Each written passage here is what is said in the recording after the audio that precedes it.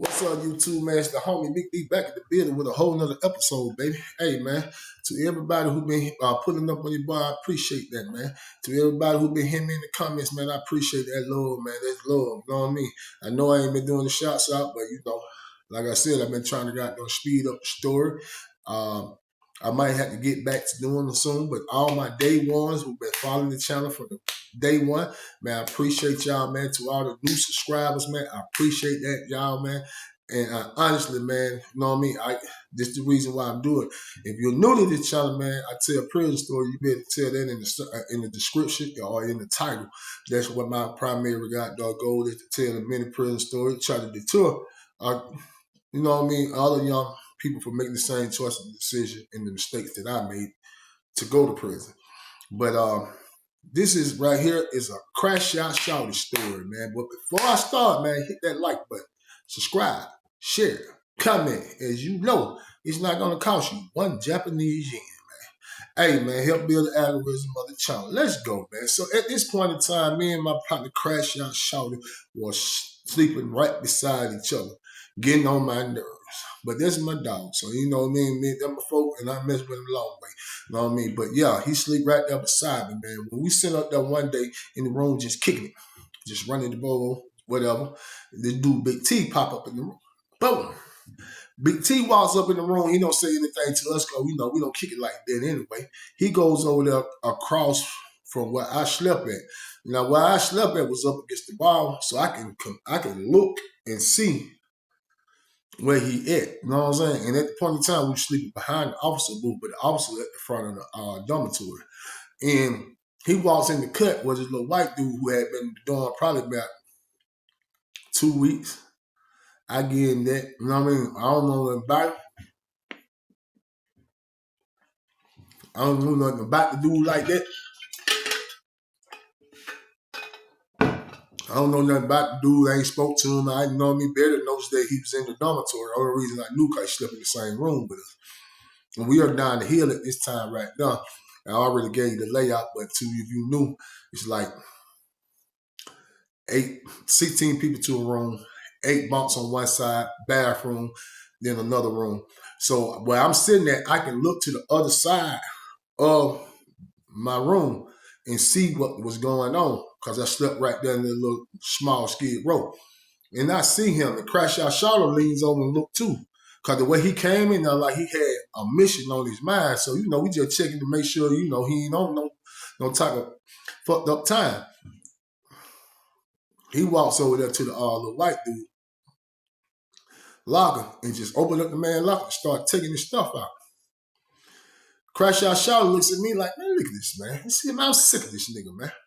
The little white dude was like, hey, man, that's my stuff. He didn't say nothing to him. He just looked at him like he wasn't even sitting there. He like, and went to just putting the stuff in the net bag he had in his back pocket when he came through the door. Crash Out Shorty to get him some, I'm sick of this nigga, man. You know what I mean? So he walks over there to the cut where the white dude sleep at, where Big T was putting the stuff. I said, hey, man, what you doing, man? He said, man, I ain't got nothing to do with y'all, man. You know what I mean? This ain't in y'all cut. You know what I'm saying? And Crash Out said, shit, the hell of it don't. You know what I mean? Shit, that my shit in that locker, man.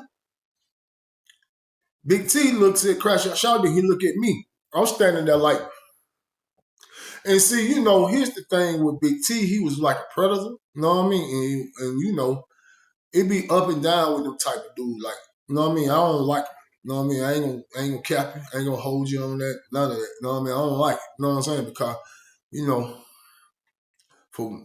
if you go back and check out some of the early stories, so you already know. So that's basically why I was bagging Crash Out Shorty up on that situation, but I knew where it was coming from. See, here's the thing. On the outside, on the surface, it might look like Crash Out Shorty was doing some righteous stuff. Like, he don't turn the corner, man. You know what I mean? My dude got a lot of positive good in him. You know what I mean? But one thing that he did, he believed in following the code and the ethics of chain gang politics. If it don't, then bother. If it ain't got nothing to do with me, I'm not getting involved. He might speak out on a situation, but he's not going to interject himself unless it's something that he has involvement in. But in this situation right here, I knew that this didn't have nothing to do with Big T going to the white dude's locker. It had everything to do with the issues where he had with Big T. Backstory up. So one day I'm sitting in the room. Now I'm going back to tell you the issue that they had. I'm sitting in the room, dude come down and say, hey man, you need to go down and get your boy Crash Out Shorty. He down there with that bullshit. I said, what he doing? He said, man, I don't know what the fuck that man got going on. Him and Big T and I got them going at it, man. So I get up out my bed, I walk down the hallway. I walk into the room.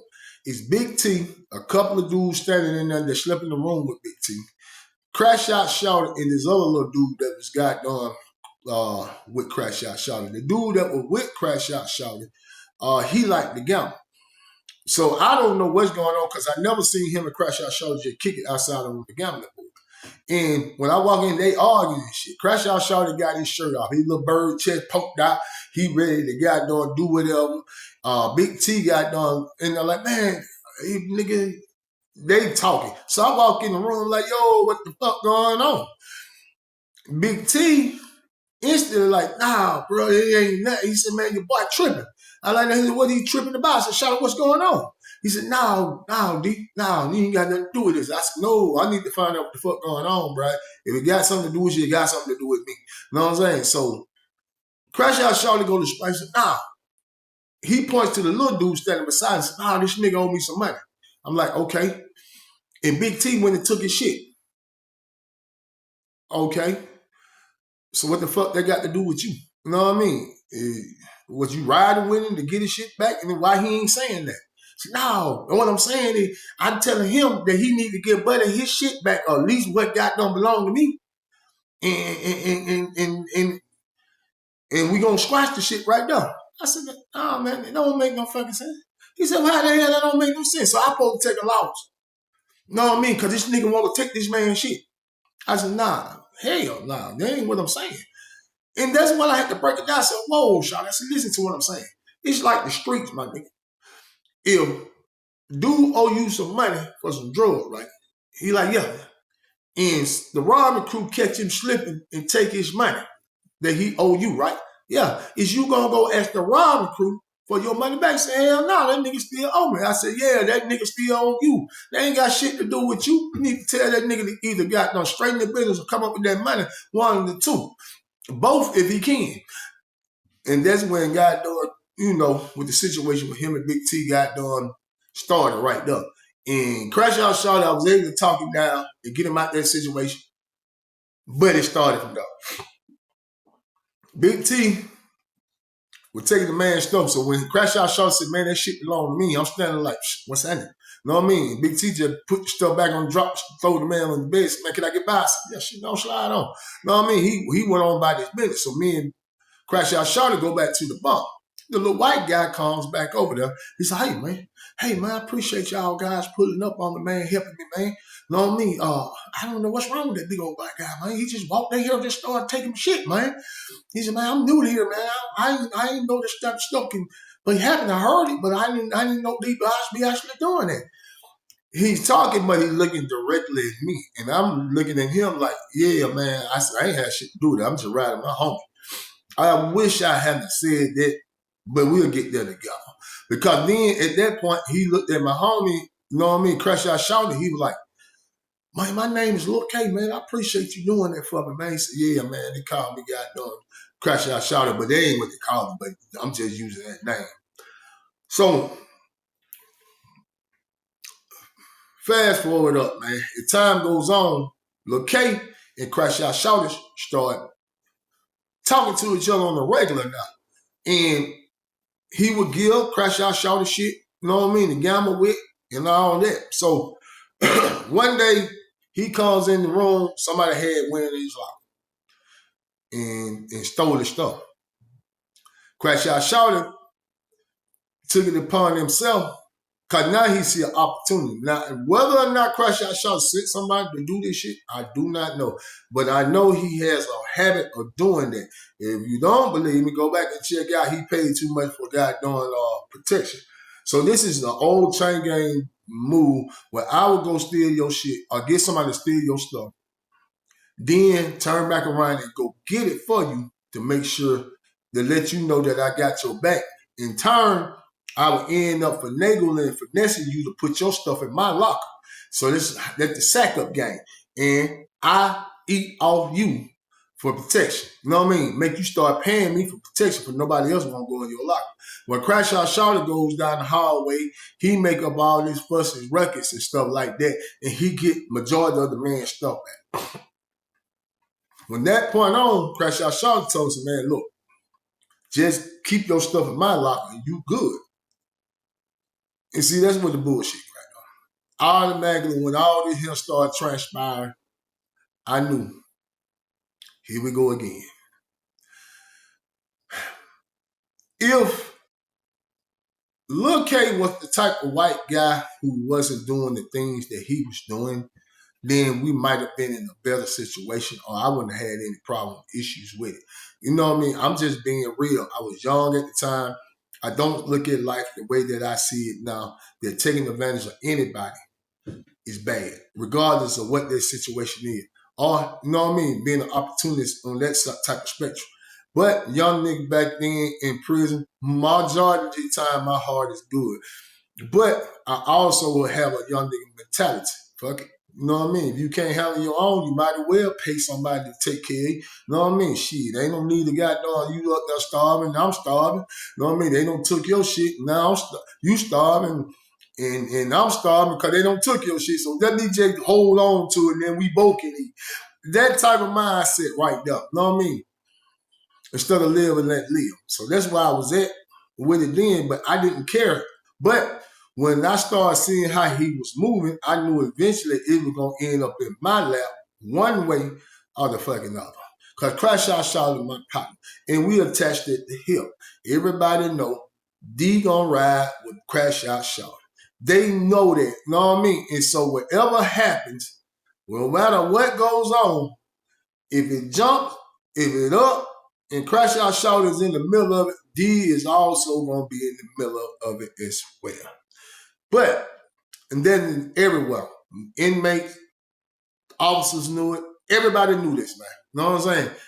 And we sitting in the dorm, like I said, man, over time, Lil K became more bolder and bolder and bolder. Now, when I say bolder, he started doing shit that I knew eventually gonna get him punched the fuck out. And that was, he was goddamn calling black people niggas. Blackie, darky, and everything. Now, hold up. Let me tell you where this man is from. Lil Kenny, know what I mean? Lil Kenny, this white guy, Lil Kenny, he is from North Georgia somewhere. Know what I mean? Up in that mountain area. So that's why I got on, you know, he talks like this, and it's important for you to hear this because it's going to be significance to the story. And a lot of this stuff we find out later on. And not later on, you know what I mean? In the story, you're going to find out all this together. You know what I mean? I ain't trying to give y'all the climax until we get there. But yeah, but he don't have a lot of familiarity with black people. But by him got done accepting Crash Out Shorty, got done protection, basically, you know what I mean, and putting his stuff in the locker. Now who he really is or how he feel, or maybe he feels just comfortable and think it was funny. But Crash Out Shorty would allow him to say those words and say things to people. One day, I spoke on it and I said, hey, Shorty, you need to tell that white boy to quit talking to these niggas like that here, because niggas are saying something about him saying these little racial slurs around them. You know what I'm saying? He would never say it directly to anybody, but he would say it as he would say it in the air. Like, you know what I mean? Like, oh, stupid niggas in here. And he would say that walking by and start laughing. Man, what the fuck you say? I ain't say nothing. Money, what the hell wrong with you? What you thought I said? Like that. He said something about some stupid ass nigga. Do you feel like one? That type of shit he used to do. And them niggas be so hot and so mad, goddamn, but they be like, man, if we do something here, Crash Out Shorty gonna get in the middle of it. I feel like he'll get in the middle of it. You know what I mean? Because, you know, it is an expectation of Crash Out Shorty to protect him. So you can't handle him like if you a black dude playing for protection as you would a white dude. Because, hey, man, them folks, they'll put it on paper. Them folks don't mind. They'll get the hell on. they'll run. You know what I mean? And he knew that. And they'll run at the slightest goddamn show of aggression, and you not goddamn stepping up to the plate. He know that because he been down long enough. He'll see this game play a million times. So I go over and say, tell Graduate Shorty Monday, like, hey, man, listen, man, you need to tell the white boy to chill out with all that nigga word and dark and black shit, because I'm telling you now, one boy gonna punch his ass out and they ain't gonna give a damn about how we come at. You know what I mean? You're like, man, see, y'all niggas be too sensitive on that shit, man. That man just be playing, man. I like him. Okay, he might be playing, but you don't play like that. Not here, man. What the fuck, man? You know what I'm saying? And he like, man, I'll holler at him. Crash Out Shorty don't do what I tell him to do. He do the complete opposite. I was sitting on the bed one day. Well, the same day. Ain't not no one day. The same day. He comes over there and he's smiling. Somebody said, hey, man, I told Lil' Kenny what you said, man, about goddamn calling folk niggas and all that. They're using the N-word and stuff like that. You know what I mean? Tell him, Kenny. Go ahead and tell him. He said, man, let me say, and let me be the first one to say. Now, this was funny. I ain't gonna lie to you. When I thought about it later on, but it pissed me off at the time. He said this. He said, let me say this here. Derek. I don't know why I'm telling y'all my first name. I'm too far in the video to blur it out. He said, D, let me apologize and tell you that I'm sorry for calling y'all niggas. I can't make this up. This is what this man said. But I got so mad, huh? I got up. He tried to run out the room. Now, where he was standing at and where my bunk sit at is right there by the door. So he tried to run out the door. I got in front of the door. I shut the door like to shut his hand. Like, hey, man, you know I'm going to come here. He tried to run. I grabbed him from behind and tried to put him in chokehold. And the Crash Out Shorty trying to grab me because he's laughing. He's not. So, man, let the man go. I pushed Crash Out Shorty out the way, and I turned the man around, and I picked him up. And I ain't going to lie to you. You know the wrestling move, like the power bomb? I picked him up and power bomb. Right on that bathroom floor. Bathroom floor is hard. It's concrete. Hit him right there. Boom! That man, he had tears coming out of his eyes and everything, because I knew it hurt. You know what I mean? And I kicked him up the butt. You know what I'm saying? And from that day forward, Lil' Kenny stayed the fuck away from me as I would rather have it. But, like I said, he stopped doing it around me, but he kept doing what he was doing. One day we standing down in the goddamn hallway. We were standing in the hallway. Right there by the officer booth. The officer letting people in, but we standing in the hallway. It's like a little area where we kept like the buffers and speed buffer. And sometimes people would stand there just kicking the bobo, and you could look straight into the TV room to see what you need. You know what I mean? If you're looking at TV for whatever, trying to see what's coming on, before you walk in there, so me and Crash Out Shorty standing right there, chopping it up. When Lil' Kenny come down there, holding the side of the face, said, man, look at my face, man. That son of a bitch down there like Taz don't slap the shit out of me. Taz was a cat from South Georgia, man. I'm not going to say exactly where he was from, but he was from South Georgia. Taz got down and slapped the dog shit out of him. You know what I mean? I like the Taz. Taz was a good dude, man. But he was a little green. He was a little green. And it's like, not the type of green like you don't know what's going on. It's the type of green where you ever had a partner homeboy who got always trying to fit in, trying to make themselves fit in. Like you trying to be hard, be hood, you know what I mean? But you wasn't raised up with that. So you be trying to use like the gangster dialects and you were picking it up off the radio, basically. This is what I'm type of dude he was. You know what I mean? He wanted to be hard. He wanted to be accepted as a gangster. But you wasn't raised up that type of way. And you try to use like different, you try to interject yourself in that. But to be fair, he did slap shit out of Lil' Kenny. And Lil' Kenny said he wanted to string this business. But he was afraid that the guys was going to jump. Man, I thought the guy was going to jump on me. So Crash Out Shorty look at me like, man, fuck this shit, man. I'm going down and string my business. Ooh, then stuff like that. So because I liked it when he said who it was, You know what I mean? And I liked the dude. I knew Crash Out Shorty wasn't gonna let it go how I think it was gonna go.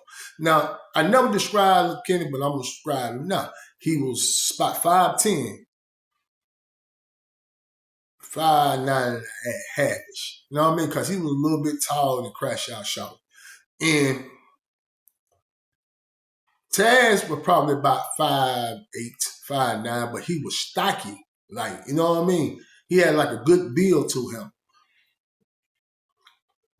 So I'm like, I'm going out here with him just in case got done Crash Out Shorty trying to, get involved in this. Because I already know in my mind how this fight going to go. But I don't know if Taz really that good fighter or not. I don't know if Lil Kenny can fight neither. I don't know nothing about neither one of them because I never seen neither one of them throw hands and stuff like that. But I'm just saying, off the bill, I'm figuring it's going to be a comedy fight where somebody going to get slammed out. Crash Out Shorty going to get mad because it's going to be Lil Kenny that get slammed out. They're going to be poking each other in the eye and scratching each other. This is what I'm thinking in my head. We go down there.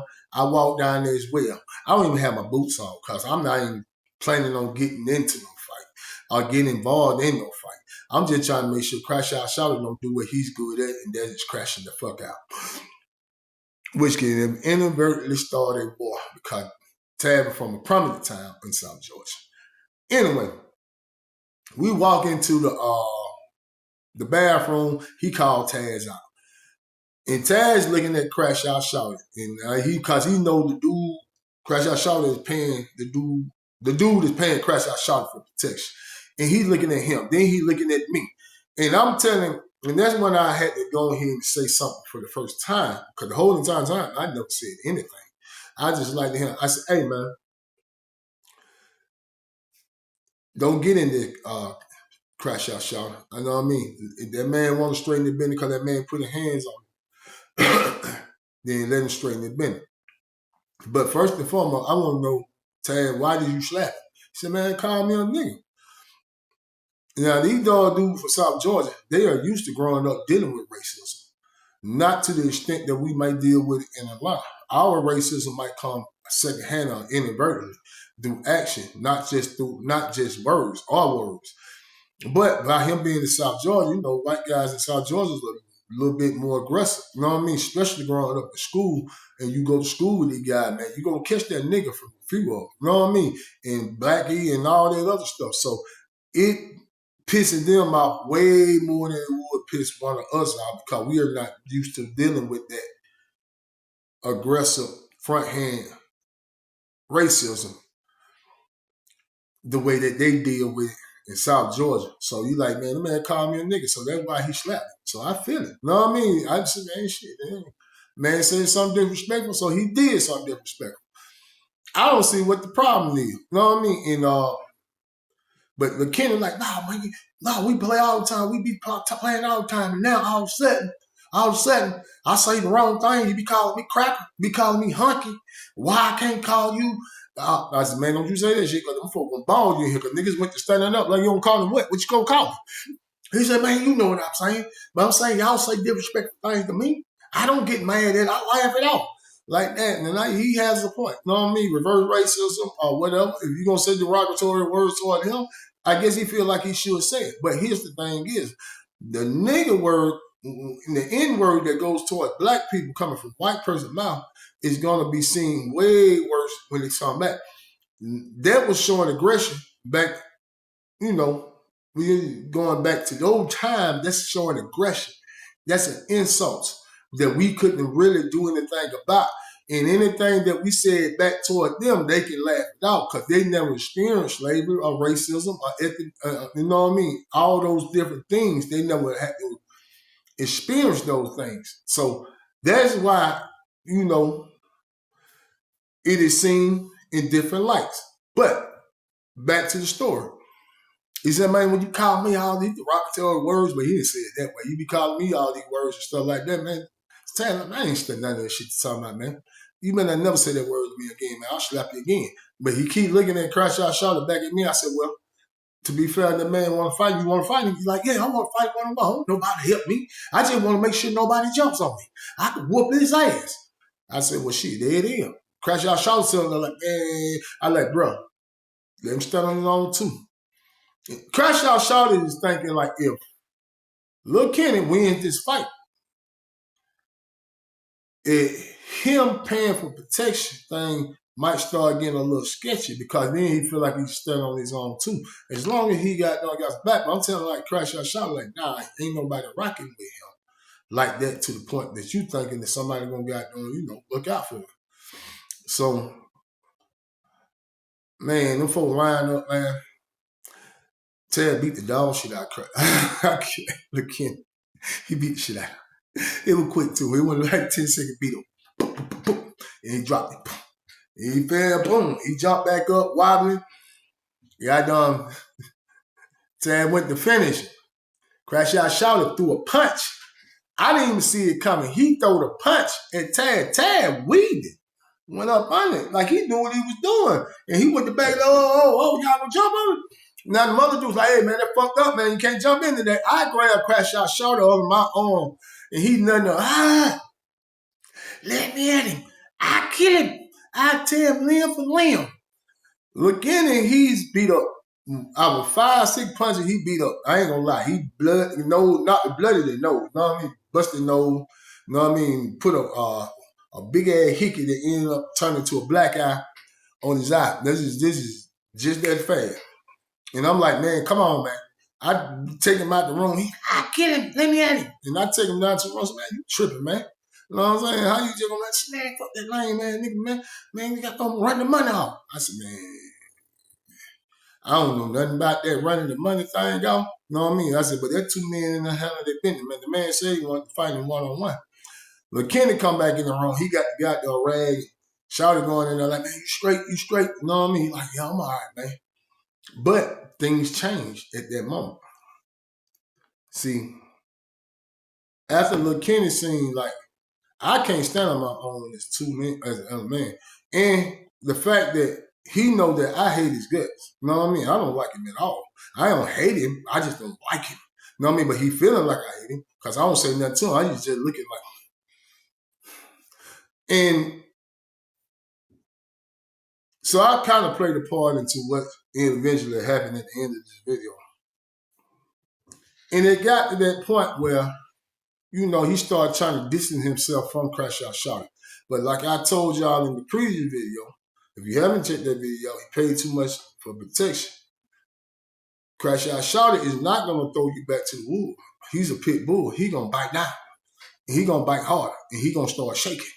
And so when he started trying to distance himself, he started kicking around this older white dude and this little white dude clique. This is what he started doing. And the older white dude used to work on the yard around them folk. Everybody said, and their mama said he was the police. But that's who Lil Kenny started kicking around. And they would be sitting in the cut talking and whispering, and anytime somebody would walk up, like me and Crash Out Shorty might walk in the room for whatever reason, and they'll get done quick. The older white dude gets, man, I'll talk to you later. And he leaves out of there. But like I said, Crash Out Shorty started peeping the game and noticed that Lil Kenny kept avoiding to go to the store. And he was talking about he ain't got no money. People ain't sending no money and stuff like that. Now they little stash that was in Crash Out Shorty lock is going low. Crash Out Shorty can't gamble how he want to. And that's what the whole thing, because Crash Out Shorty just want to gamble and eat a soup. That's all he want to do. And that's why he keeping the man money. And he's gambling out the man lock. They sharing the lock together. Now he learned the lesson from goddamn Lil Rail, but he ain't learned the lesson from goddamn doing that bullshit. But once he started feeling like you turning your back on him and you are goddamn trying to pull away, like I said, he a pit bull, he bite down. And he come in the cut one time and the little goddamn sick ass white boy was sitting over there. And the reason why I call him a little sick ass white boy is because he told everybody he had AIDS, hepatitis, herpes, tuberculosis, all the viral diseases. You know what I mean? Chlamydia, claps. That man said he got everything, man. He said one thing, if you pack my peanut butter, you're bound to die. But I know he stayed at pill call, man, and they used to have a whole bunch of pills. But yeah, man, so You see the little white boy sitting over there every time I come over there, like he be sitting in the cut, baby. And Crash Out Shorty one day we came in, he was sitting in the cut and he jumped up and said, hey man, I'll holler at you later. He said, hey man, Crash Out Shorty tells him, hey man, don't be coming back in the cut, man. Straight up. This part I left out. Crash Out Shorty eventually ended up moving right next to Lil Kenny. You know what I mean? Was they sleeping in the same cut? I don't want to get me the line. No, because he still slept in my cut. Absolutely. I'm going to tell you why I know that. At the end of the story, you'll know I knew why I said he still slept in my cut. But he was just telling him to stay out that cut. Like, you can't control who in and out that cut, man. Because that's what I ended up telling him. Like, you can't control who in and out that man cut. So, man, he ain't got no business in that cut. I got money in the law. And that's the way he played it. You know what I mean? You don't need to be in the cut no more, man. You got money in the law. And he was telling Lil Kenny, like, man, what the fuck going on, man? I said, shit, man, you ain't been in the store in about 2-3 weeks, man. What's up? He like, man, shit, my folks going through something. Man, they ain't sending no money. Now, mind you, Lil Kenny was still getting mail in. And back then, it wasn't hard to spot if somebody got some mail. You know why? Because when you used to get the envelope with the money order in it, you used to have a red stamp on it and the amount of money that they sent you. And he used to get his like every week or every bi-weekly. So we standing there at mail call one day, and they call my name. I'm laying down, Crash Out Shorty comes in there and gives me my mail. And he got another envelope in his hand. And he looking at it like, that we doing? I said, what's up? He said, I'm gonna see how the crap played, man. What are you talking about? He showed it to me. It's Lil Kenny got the name on there with the money order. Now the police, and see that's how the police, this is what I'm talking about. See, the police had no damn business getting somebody else's mail to somebody else, on regardless of what the fuck you think going on, you know what I mean? Because I got it, you know what I mean? Because Lil Kenny was laying in the bed asleep at the time they was calling this mail.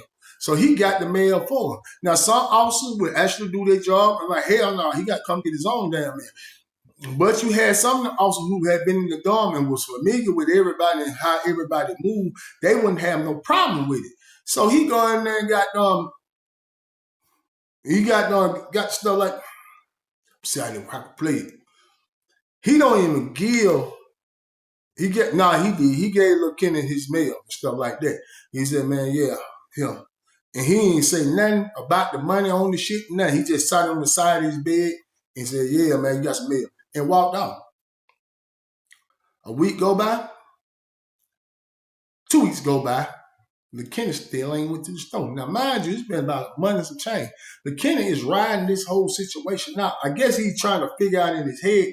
He figured that, yeah, I'm going to starve him away. You know what I mean? I'm going to write him out. But Lil Kenny was still eating, but he eating out the older white man locker.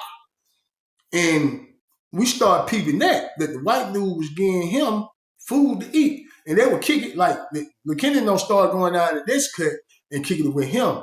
Because Crash Out Shorty said, I don't want you in that cut. But the money has now dried the fuck up. It's hard deals. It's over with. You know what I mean? But it still ain't went to the goddamn store. So Crash Out Shorty goes to Lil Kenny like, hey, man, check this out. Your folks still ain't sent you no money. Now, mind you, he don't gave him this envelope and stuff like that. He said, yeah, they sent me some money, but they froze my money, man. They talking about something going on. I owe some money or something, man. I don't know what the fuck.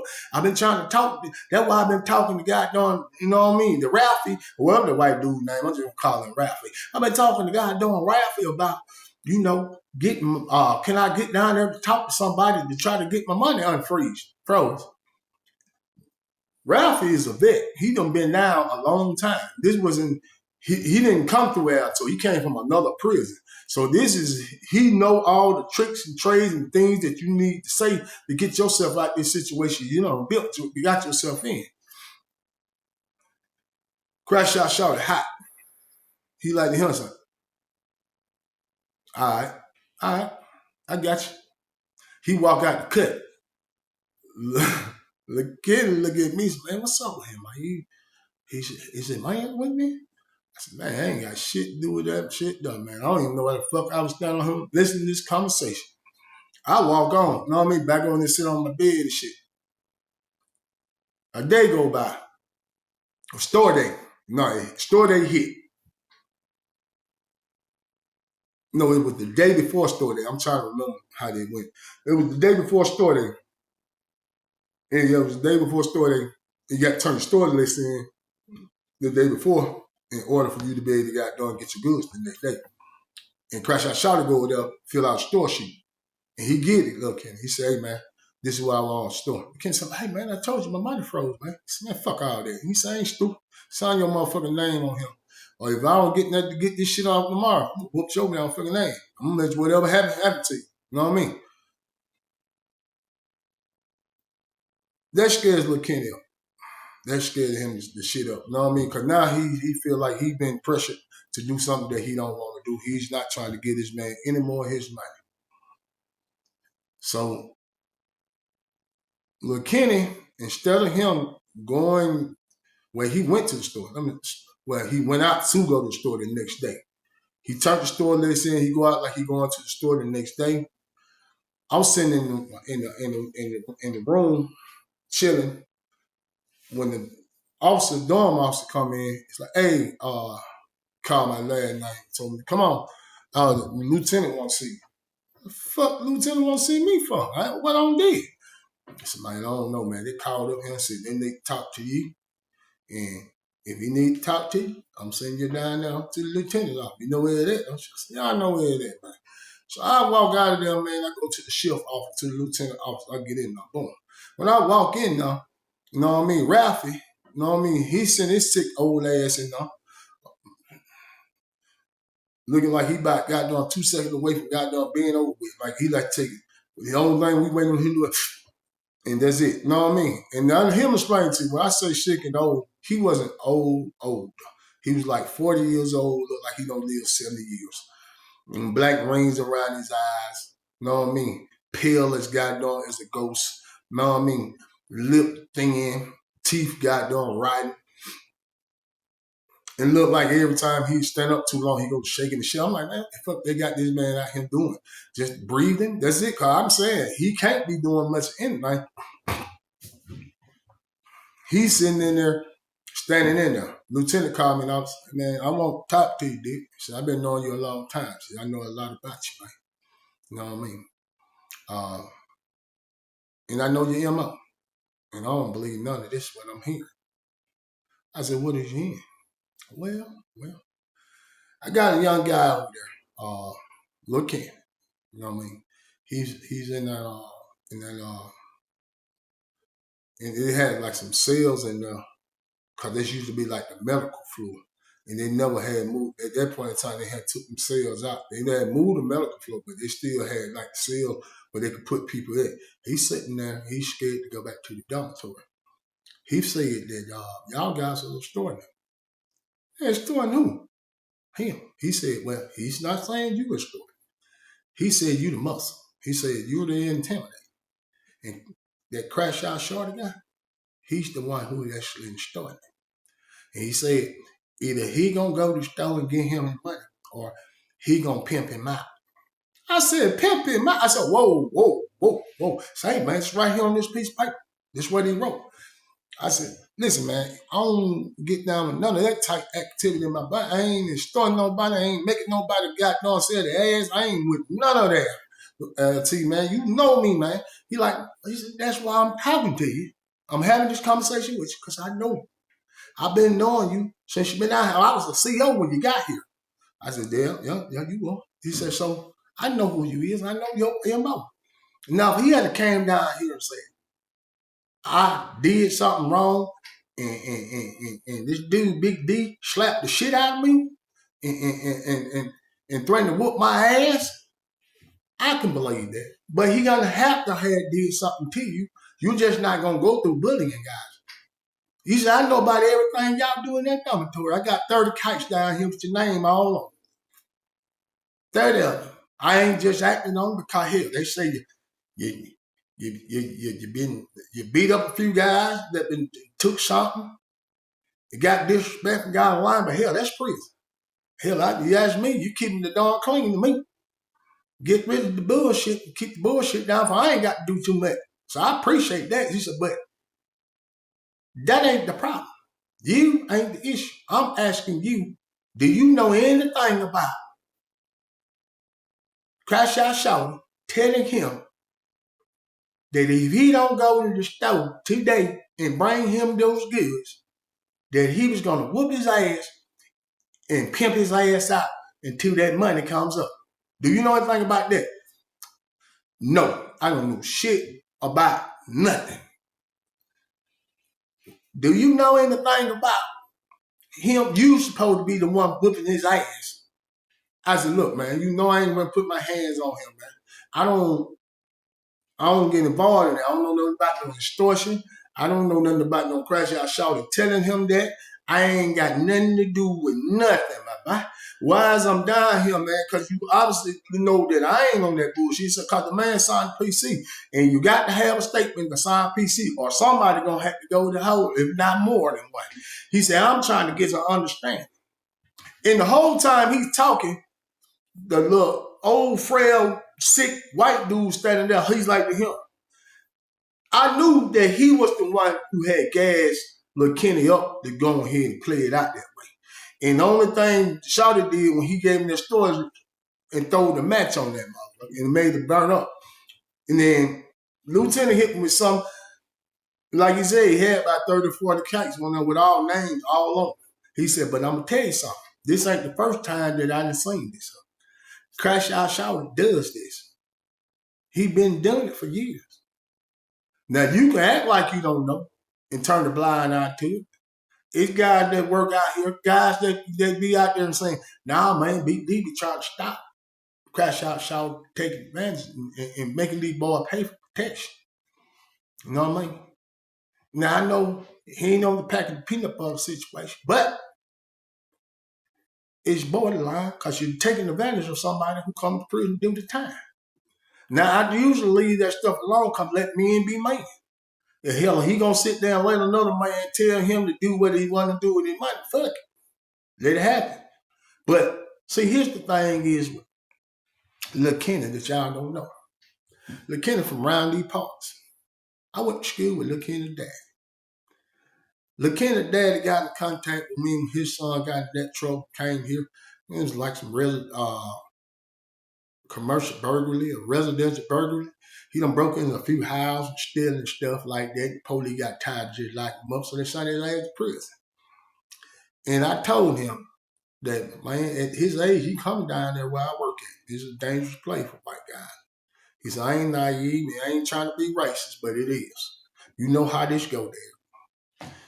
And let me tell you something. I told that man, I gave that man my word, that I would make sure that his son is well taken care of, that nothing gonna happen to him.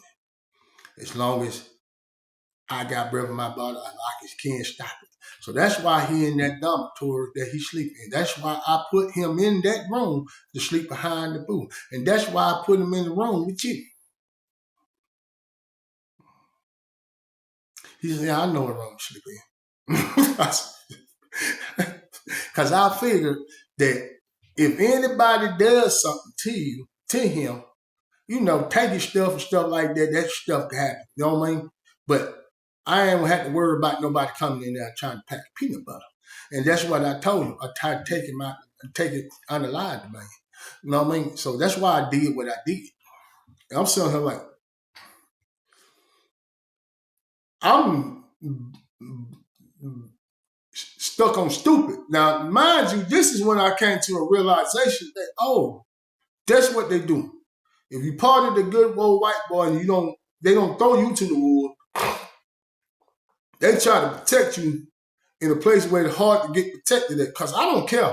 At that point in time at Alto, it was really no good dorms. But they could put you in a situation where around the right people that they feel, because they know. If they also come to work every day, just like when you work on the job, you spend more time at that job than you actually spend waking hours at your home, that you know more about the job situation or what's going on than you can actually know what's going on in your home with your loved ones and everything. It's crazy like that, but yeah, they come to prison, so they end up understanding and meeting guys and watching guys go through the whole transition in prison from this type of person to that type of person, and they start realizing what's the difference between your reputation and your character. And this is what this morals of the story is about: reputation and character. Crash Out Shorty reputation that he will extort. You know what I mean? That he will take advantage of a person if they're weak. And he see an opportunity. He would see an opportunity to get money from them and to feed whatever habit or gamble, whatever he wanted to do. You know what I mean? Well, me personally, I'm not on that type of time. But that's getting understood. I don't have a habit. Like, I don't have to gamble. You know what I mean? I don't need a lot of food to survive and sustain myself. I don't need everything because I felt like everything in prison was insignificant. This before Cash App and getting money on your books and stuff like that. You know, like green dot cards and all that. We wasn't even thinking that way. We don't even know how to chain gang that way. You know what I'm saying? The most we can get treed up in prison and get a whole bunch of suit or get your folk to drop some bread off me, but I'm not moving like that. So I don't care. And that's the thing, like, but I move like more on my character. I just certain things I just ain't gonna be involved in because the roles could have been easily reversed. You know what I mean? I could be in a bad situation and nobody coming to save me, and I left myself out there in the water. You know what I mean? Leaving other people out there in the water thinking that it's all good. But now I'm not like that. I'm not gonna allow myself to take advantage of a person because they're in a bad situation. I'm just not who I am. And even if it's an opportunity there for me to come up, you know what I mean? I just gonna stay down. I'd rather stay down before I come up off another new back. You know what I mean? That's just not how I am. But Crash Out Shouted is more of an opportunist than I am. And the lieutenant knows that much about him. So his reputation says that. Why? Because everybody says it. You know what I mean? But like I said, it's good in him. Sometimes it's not what you think it is. It can be actually he just putting a person up on the window looking out. But if you build that whole narrative around your name on a reputation, then everybody gonna see it the same way, no matter how you plan it. So when he sitting there and say that, I dropped my head and I shook my head. Said, man, that man like that. He said, Mike, well, I'm telling you, somebody got to go to help. He said, but this statement here, I'm gonna rip this statement up. You can go back to the dormitory. I'm putting Crash Out Short ass on PI. And let his ass sit over there for a few weeks. PI is pending investigation. So basically what it is, they won't get no write-up, no court sheet. They say they got information that can say, hey, this shit happened. But they don't have a true to heart, you know what I mean, hard evidence. They had to do a whole bunch of investigating. It's just a way for them to move you out of the dormitory, sit your ass down about 2-3 weeks to a month. So they tell her, come on back to the dormitory. So at this time, they used to pack us up with a duffel bag. We get back to the dormitory. I walk in the room. Now, Crash Out Shouted, no. At any given moment, I can go there. And that's a God on the truth. So the first thing he said when he seen me walk in there with the lieutenant and another officer with the duffel bag was, man, what the fuck you done did this time? He's sitting on the shit jacket. Now I'm explaining to you how the bathroom situation is. If I'm at my bunk, I can look directly and see the toilet. Like literally can see the toilet. You know what I mean? Even though it's 8 people in there, so you have no privacy in prison. Let's start right there. Absolutely no privacy in prison. Say it with me. No privacy in prison. Either you got privacy in prison, and the only way you have privacy in prison, if you have a cell house and you have no roommate, and you can do that. But if you got the shit, piss, or whatever, and y'all on lockdown, you're doing it right there in front of those folks. In this situation, we was like multiple people to sleep in a room, and everything is out in the open. Everything got to be visible for the police, and everybody else gonna see what you're doing. So he's sitting on the shit jacket. We walk in there, he's on the shit jacket. I said, man, what the hell you gonna do now? I said, man, this shit ain't for me. That's for you. He like, what? Hey, wait a minute. He was rolling off tissue real fast. He tried to wipe his ass real fast. He said, man, come on, man. Pack your shit up, man. I start for you, Shorty. And next time I messed up with my part right there. But I be telling that dude, man, leave them folk children alone, man. Look, you eating with me. You know what I mean? And we ain't got nothing, we just ain't got shit. You know what I'm saying? Why is you so goddamn caught up in having your own when you ain't got your own? Even when you think you got your own, you don't take it for somebody else. So, man, they in there packing the man stuff like that. I reach in my locker, grab about 10 suit shots. Boom, I throw them in there. I said, Sean, I'm going to try to get you something over there to you, man. We're packing the man stuff up. We'll get the 10 suit, gave him a box of pie and a couple sleeves of crackers. And then that'll get you through, man. Just hold on to the weekend, big dog. I'm putting the stuff up. He's like, man, whoa, what's going on? Hey, man, get it on side PC, man. This fool went to holler. Look at that. Look at that. Well, look at that. I said, man, the man is in the hole. Where you going? You get a lot of time to holler at little Kenny when you get to the hole. I'm packing the man shit up, man. I am dying laughing in his face because you'll learn, nigga. You're going to stop doing that bullshit. I done told you time and time again, man, leave them folk children alone, man. Why you won't listen? You keep doing the same thing over and over again. Keep bumping your head the same way over and over again, man. I'm telling you, the same narrative with this dude, man.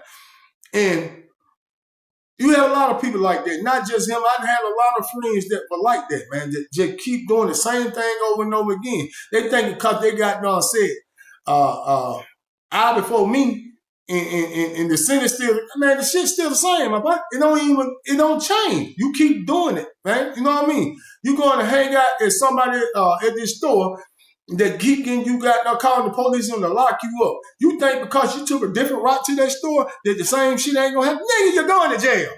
That's what I'm trying to tell you, man. This man be doing the same thing. Like, boy, you gonna learn a lesson.